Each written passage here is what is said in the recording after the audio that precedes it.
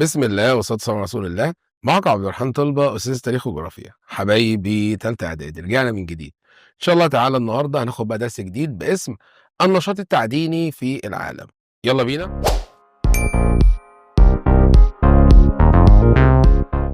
في البداية طبعا احنا خدنا الفيديو اللي فات عن الزراعة وعن الثروة الحيوانية والسمكية، وطبعا دي الأنشطة اللي الإنسان بيمارسها.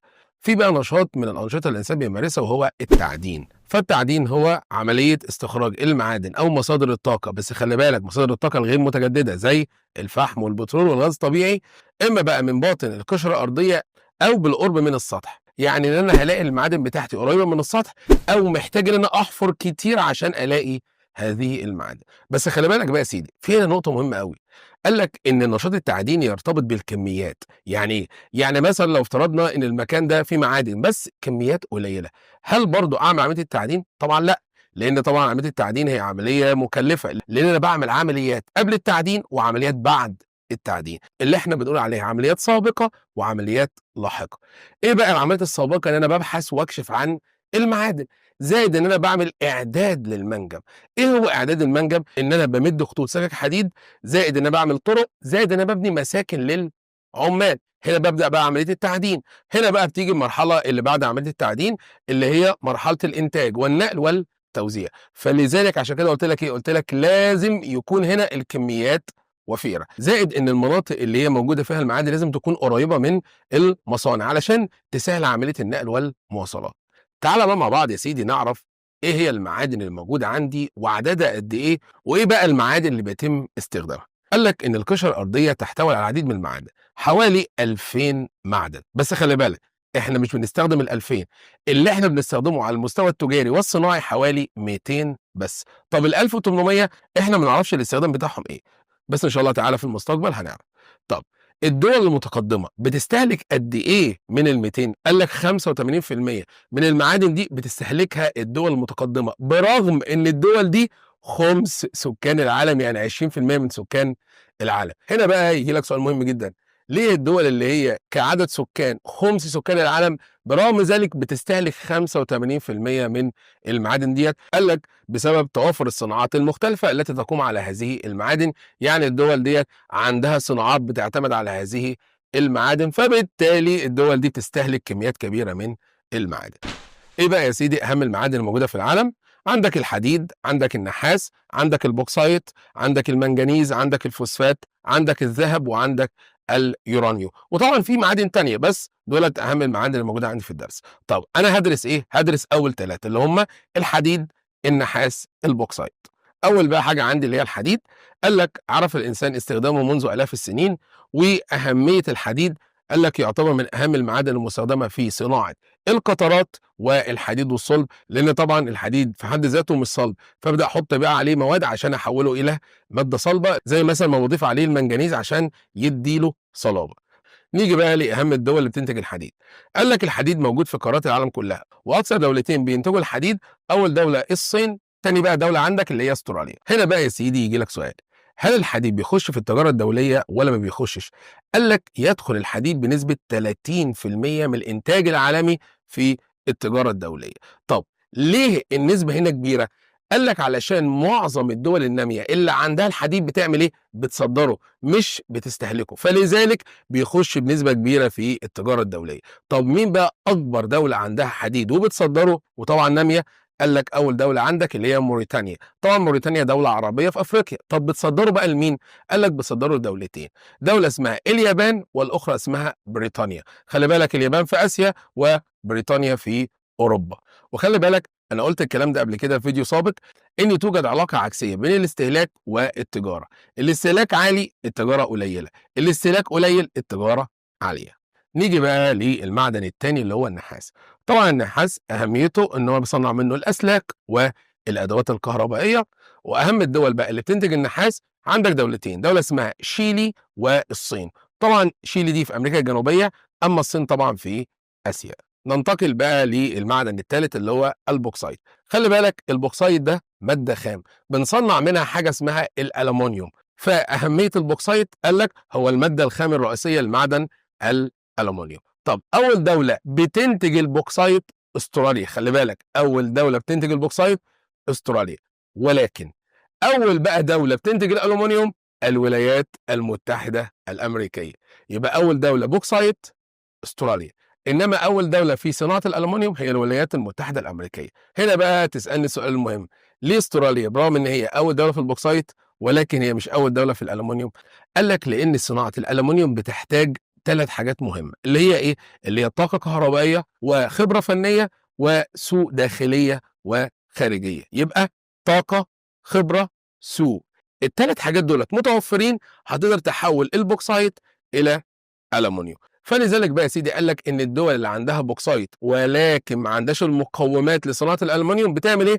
بتصدر برضه البوكسايت للدول المتقدمه اللي عندها المقومات لصناعه الالومنيوم. هنا بقى يا سيدي نروح للدول اللي عندها صناعه الالومنيوم بالترتيب. اول دوله الولايات المتحده الامريكيه، ثم كندا، ثم استراليا، واخرا اليابان.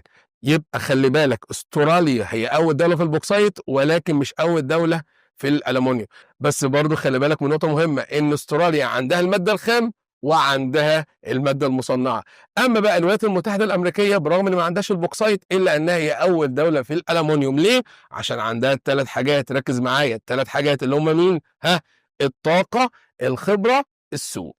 ننتقل بقى لتاني جزئية عندي وهي مصادر الطاقة أو ما بين قوسين القوى المحركة. تعريف بقى مصادر الطاقة قال لك هي القوى المحركة لحياة الإنسان في جميع مجالاته، وهي من الموارد الطبيعية المهمة التي لا غنى عنها سواء كان استخدام بشري أو صناعة. يبقى خلي بالك ممكن نلخص التعريف ده في إيه يا سيدي؟ هقول هي القوى المحركة لحياة الإنسان وهي من الموارد اللي بتخش في الاستخدامات البشرية والصناعة. عندي بقى يا سيدي مصادر الطاقة تنقسم عندي إلى شقين، مصادر طاقة غير متجددة ومتجددة. الغير متجددة زي الفحم والبترول والغاز الطبيعي، الطاقة النووية.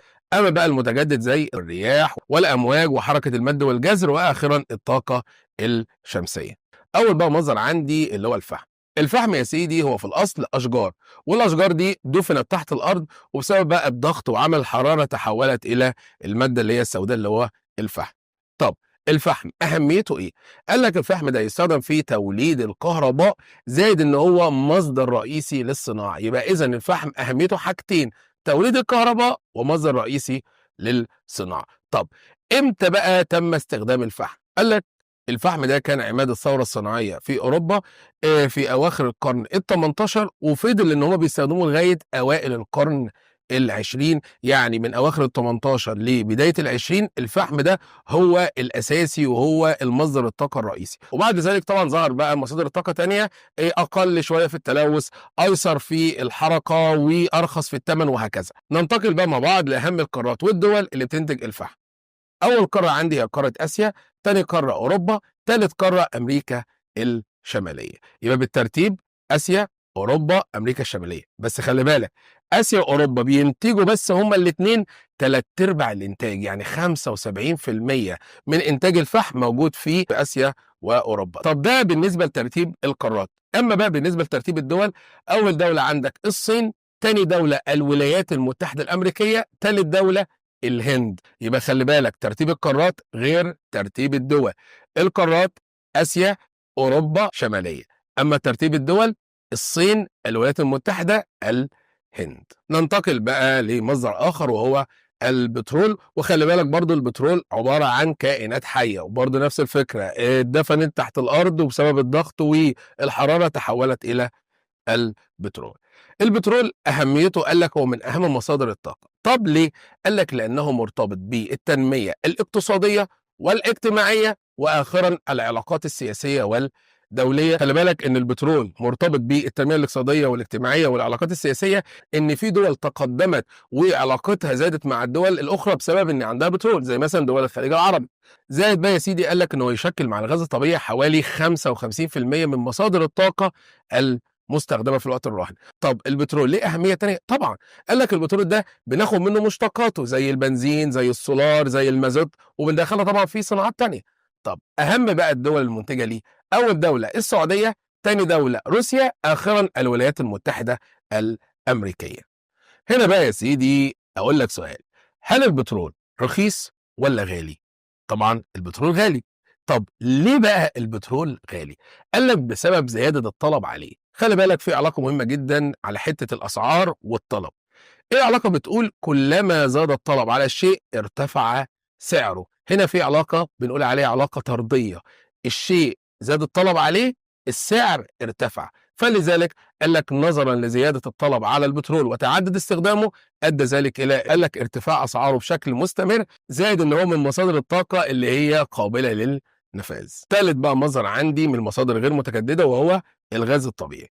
قال لك أهمية الغاز الطبيعي إن هو يمثل حوالي 25% من مصادر الطاقة.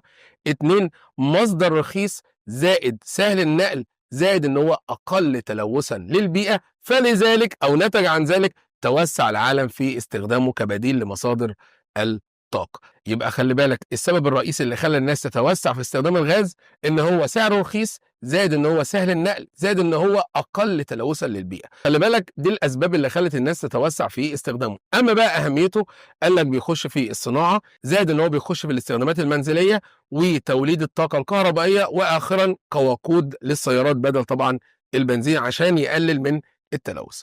أهم قارة يا سيدي بقى في إنتاج الغاز طبعًا قارة أوروبا، بتنتج لوحدها تُلت الإنتاج يعني 33%. أما بقى يا سيدي أهم الدول المنتجة للغاز قال لك ينتج بكميات ضخمة في دول العالم، خاصة الدول اللي عندها بترول. يعني الدول اللي عندها بترول أكيد هيبقى عندها غاز، ولكن في نقطة، أكبر دولة عندها غاز هي الولايات المتحدة الأمريكية. ما تقوليش مين؟ السعودية. السعودية عندها البترول ولكن الغاز أقل. أما بقى الولايات المتحدة الأمريكية هي أولى دول العالم في إنتاج الغاز. ننتقل بقى للطاقة اللي بعد منها اللي هي الطاقة النووية. قال لك أهميتها بيتم إنتاج الكهرباء النووية من المحطات النووية، بس خلي بالك السلمية. أهم القارات طبعًا هي قارة أوروبا ثم أمريكا الشمالية. ننتقل بقى لمصادر الطاقة المتجددة. أول طاقة عندي اللي هي طاقة الرياح. قال لك بيتم إنتاج الطاقة الكهربائية من الرياح في بعض الدول المتقدمة وبعض الدول الغير متقدمة. الدول المتقدمة زي فرنسا، بريطانيا، الولايات المتحدة الأمريكية. أما بقى يا سيدي الدول الغير متقدمة اللي هم 5 دول عربية زي مصر، المغرب، تونس، الأردن، سوريا. خلي بالك بقى يا سيدي مصر والمغرب وتونس دول عربية إفريقية، أما الأردن وسوريا دول عربية بس آسيوية. ننتقل بقى لمصدر الطاقة الآخر وهو طاقة الأمواج وحركة المد والجزر.